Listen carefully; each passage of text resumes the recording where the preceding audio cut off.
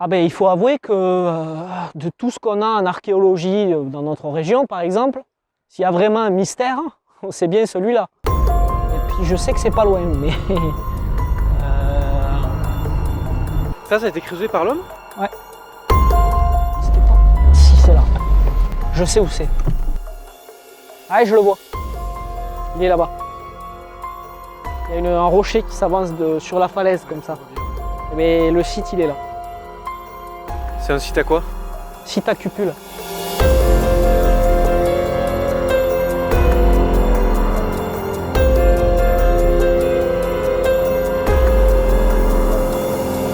Attends, je fais demi-tour.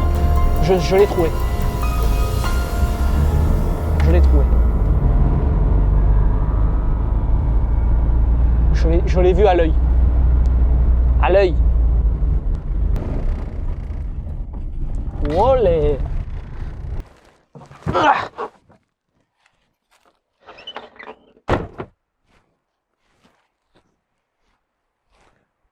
Euh...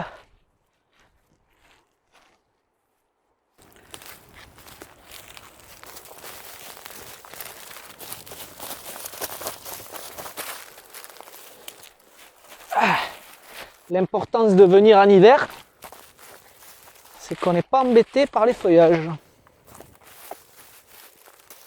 Voilà la pollution. De plus.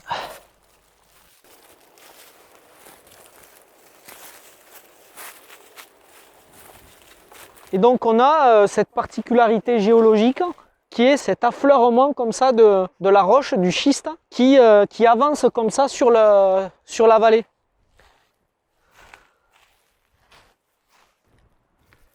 La particularité, c'est qu'il y a beaucoup de mousse et que la plupart du temps, les sites à cupules, on ne les voit pas. On a du mal à les découvrir parce que la mousse recouvre de la totalité de la roche. C'est trop recouvert? Si, là on les voit, là on en voit une. Là il y a celle-là, qui est très belle.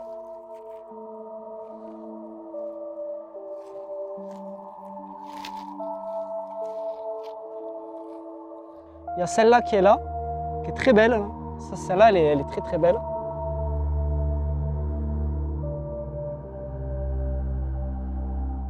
Comme vous le voyez, les cupules, ce sont des trous circulaires à la surface d'un rocher qui ont été creusés par l'homme.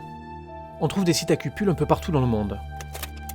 Beaucoup en France, mais aussi en Allemagne, en Italie, aux États-Unis, au Mexique, au Brésil et même en Inde. Ça ne veut pas dire que toutes ces pierres ont servi à la même chose. En revanche, ça voudrait plutôt dire que creuser des trous dans des rochers a été à un moment de son histoire un besoin pour l'homme. C'est ce qu'on appelle des cupules. Et pourquoi, qu'est-ce qui te fait dire que ça n'a pas été creusé par la nature, ça? Bon, on voit très bien les traces de pics. Alors c'est pas totalement un pic parce que c'est creusé avec c'est taillé avec des pierres qui sont dures. Des types des galets qu'on ramène de la rivière, des galets de quartz, et qui permettent de tailler cette roche-là qui est du schiste, et qui est une roche qui est tendre, et qui permet d'être facilement taillée. Dans cette vidéo, on va se focaliser uniquement sur les rochers, qu'on appelle pierres à cupules. Oui, parce qu'ont été trouvés aussi des menhirs à cupules, des dolmens à cupules, et bien d'autres supports à cupules. Et dans le Tarn, ce ne sont pas moins de 30 sites qui ont été découverts. L'être humain a eu besoin de creuser des trous, mais ça peut être pour des raisons différentes et à des époques différentes. Dans le Tarn, il est très difficile de les dater. Et les hommes cupulent depuis longtemps, comme disait Louis Mallet. Difficile à dater, puisque c'est des trous qui sont taillés dans une roche, donc techniquement, on peut en faire nous-mêmes aujourd'hui.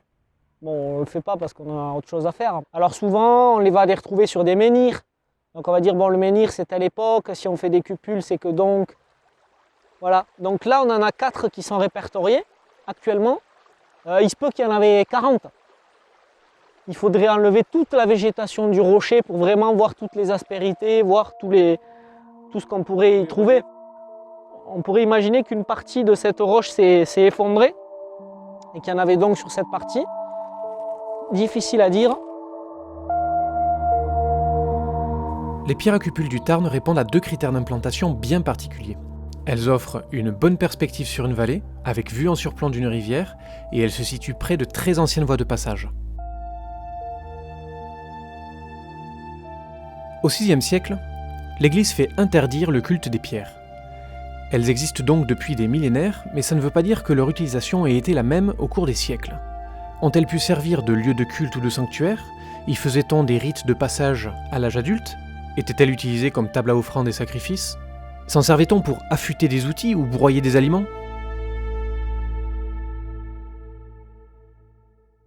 Après, on a des sites à cupules, comme à Lagogne, où là on a une pierre de type menhir, avec énormément de cupules sur une toute petite surface. Là on est déjà sur un concept qui paraît tout de suite un peu plus cultuel, quoi, un peu plus sacré. Mais quand on a comme ça 1, 2, 3, 4 cupules, certes sur un site aussi particulier, plus difficile à interpréter.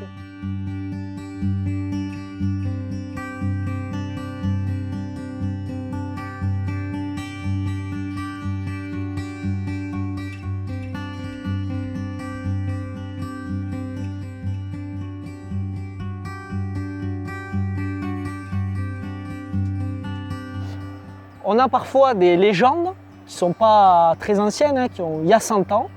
Il y a des femmes qui étaient enceintes qui venaient se frotter le ventre sur ces pierres-là. Ça, c'est des témoignages qu'on a récents. Dans quel but? Dans le but que le petit, qu'elle ne meure pas en couche, que le petit soit en bonne santé, et qui sont les témoins qu'encore aujourd'hui, enfin du moins il y a peu de temps, on avait encore des croyances qui se faisaient sur ce genre de site.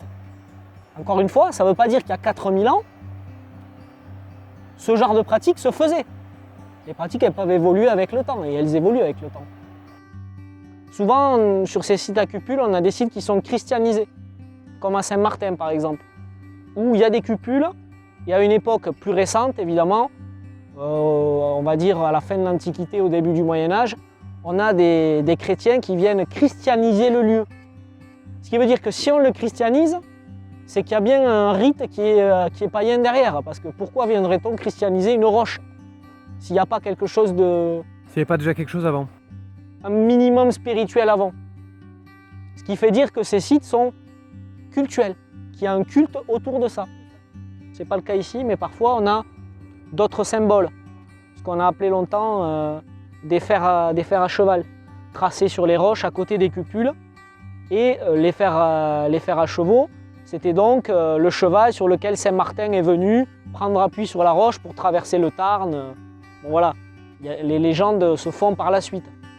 Pour Philippe, le chercheur, évidemment, ce n'est pas du tout des fers à chevaux parce que c'est fait bien avant qu'on domestique les chevaux. Et c'est plutôt un principe d'idole, voilà, où on va signifier des idoles mâles, femelles. Bon, il y a toute une sorte de théorie là-dessus.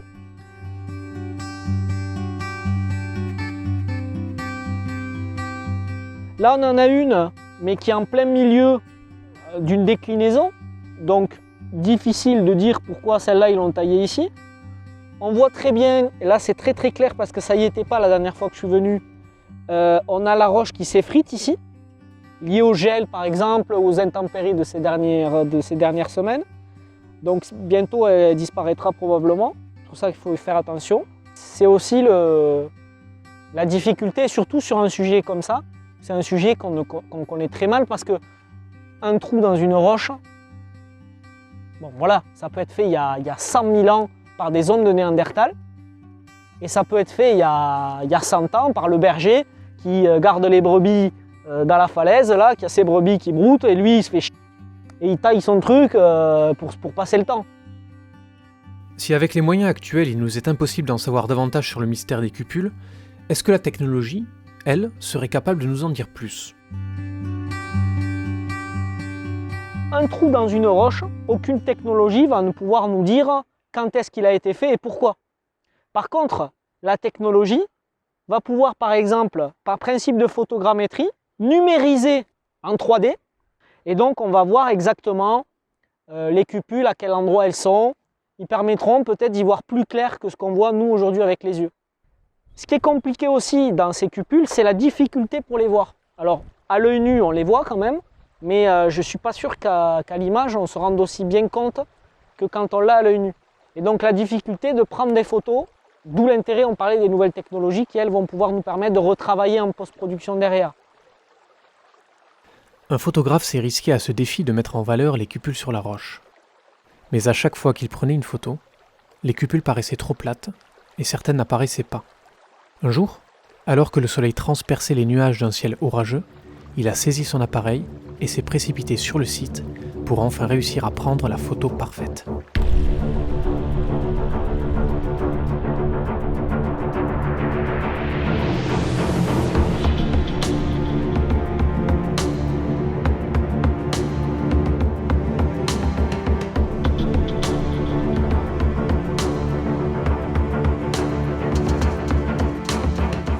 Aujourd'hui, les spécialistes s'accordent à dire que ces pierres seraient principalement l'œuvre de communautés agro-pastorales du néolithique. Quant à savoir dans quel but, il ne nous reste plus que notre imagination pour le supposer.